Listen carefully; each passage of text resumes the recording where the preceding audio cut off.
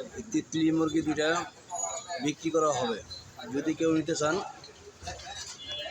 আমার ইনবক্সে আসসালামু আলাইকুম। ভালো আছেন? কি হয়েছে? এই ব্যবসা স্টার্ট করছেন না? হ্যাঁ, ভালো ভালো।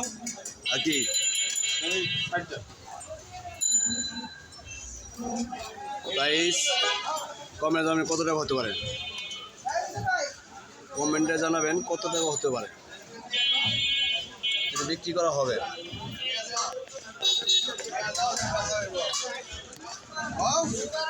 কয়তাছি তো কইতাছি শেষ।